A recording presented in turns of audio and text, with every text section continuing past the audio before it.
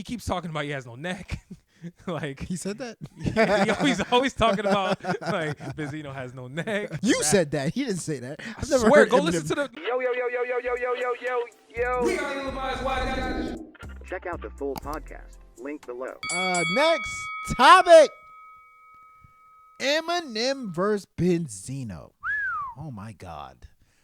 When I found out Benzino dropped a diss record towards Eminem. Two of them. Which a lot of people don't know where Two that of them, diss record actually. spun. So the diss record. Do you want me to go back into history? Eminem and Benzino's beef started when Benzino, who at the time was the owner of The Source, said that, the Eminem show didn't deserve 5 mics or 4 mics or whatever. 5 mics, right? Eminem didn't like that, and then Eminem started to slander him. Obviously there's some racial issues there. Benzino probably thought Eminem didn't deserve it. He's a white guy. I think he admitted that. And then Eminem Actually, he was just hating too. And They he had beef just- prior, and he was flexing his power. Yeah. So all of that happened. Yeah. And then diss records are thrown at each other, and their beef's just kind of been in the background. Recently, what a lot of people don't know is Eminem had a song on Lyrical Lemonade's album where he just spent like 2 minutes straight talking about Benzino, just randomly. And one of the things Eminem brought up, which I was like, ooh, he's talking about Coi Leray and how, Coi Leray, damn, I guess that Coi Leray feature is not going to work anymore.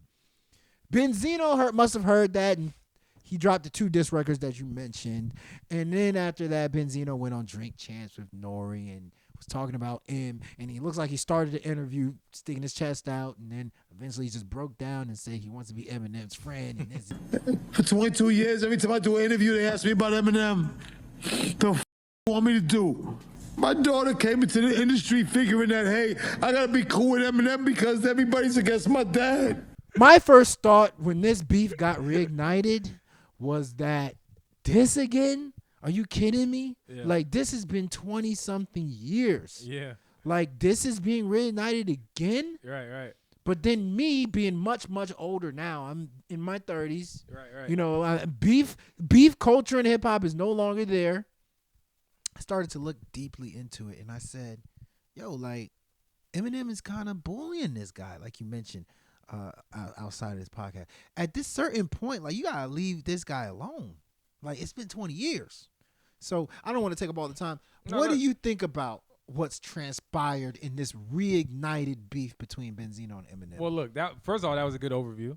I like very brief. I 'cause like there's that. a whole Yeah, bunch yeah, of stuff. no, you in skimmed 20 between. years, but it's Like important you did Benzino that. talked about. I would bring up the tapes about there was- Eminem's on yo, black there's girls. violence N-word, that all that ensued. stuff. I've said this for quite some time now.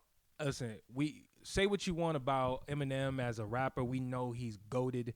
It's undeniable. I don't care what Dr. Umar says. I don't care what Benzino says. Eminem is a goated rapper, period. Yes. With that being said, the one thing that I've always had an issue with when it came to Eminem was the fact that he never picked enemies that were on his level. He always attacked the easy target to me. Whether it's Mariah Carey, whether it's Nick Cannon, whether it's Benzino, whether it's, I mean, the list goes on of all the. Cannabis was kind of a tough He's one. the one. He might be the Cannabis one. was- He might be the one. Yeah. And it's so crazy because this is coming from a battle rap dude.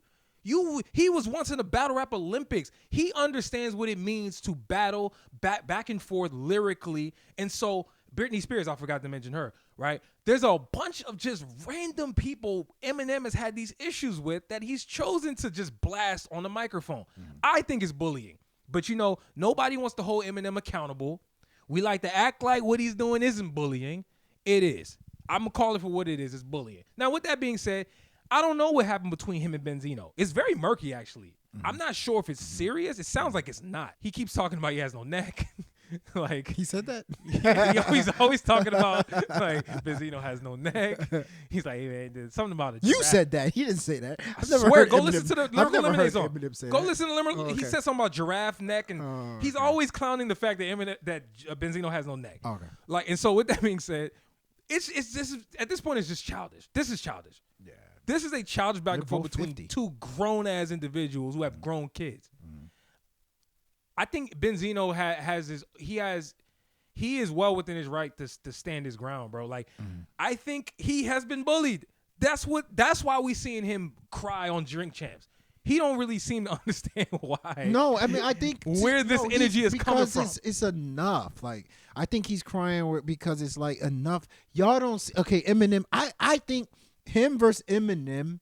If this was a fair fight, You mean like man to man, like fist fight? No, not fist fight, but like okay, just a all right. fair fight in terms. Eminem's fan base is one of the most loyal, one of the most Speaking die of bases, hard, speaking of bases, right? Speaking right? of bases, to where Eminem's fan base versus Benzino's fan base. Does Benzino even have a fan base? I'm not even trying to be mean or like trying to. That's a legit like, question. Does Benzino have a fan base? I think if Does I think if Benzino has a fan base, they're all 55 years old. You know what I mean? It's older. And it's no knock on Benzino at all. I don't think Benzino was never a mainstream rapper. Eminem was a mainstream rapper who has a fan base. True. But I think at a certain point we got to call musicians and certain rappers sensitive. Eminem has been pretty sensitive for the last couple of years now. Like His whole career, I would say. but especially the last couple of years. Okay. Remember when he dropped after relapse and after recovering, a lot of people said Kamikaze, right? Yep. Kamikaze 2. If you listen to that album, throughout it, he talks about how critics didn't like this. Critics said I couldn't rap. And this also, the beef with Benzino stemmed from, Him being a critic. him being critical of your music. He gave you 4 mics instead of 5. Like his beef with MGK was super critical, and you talk about your daughter. I get it. I understand you being sensitive there, but we gotta call it how it is. Like a lot of rappers, like Eminem, are sensitive, and this is a situation where sensitivity has kept this thing going for 22, 23 years. I think Eminem's a legend too. Eminem is a great rapper, but it's not a great look to me with that just being sensitive, like this sensitivity. No, trust me, this is bigger. This is bigger than probably we both know. But like, I just hate the idea that a lot of rappers these days, you can't be critical. Benzino on that Drink Champs was talking about, I was being critical with some of the decisions Eminem has made. The tape that Eminem made about black girls.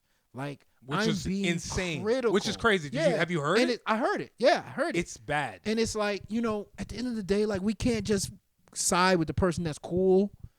Understand what's going on here. And I think what's going on here is we are not being allowed to be critical because, a certain person has a certain fan base, or a certain person, is cool. Hey, look, man. Eminem's base will disagree with us. They'll hold him.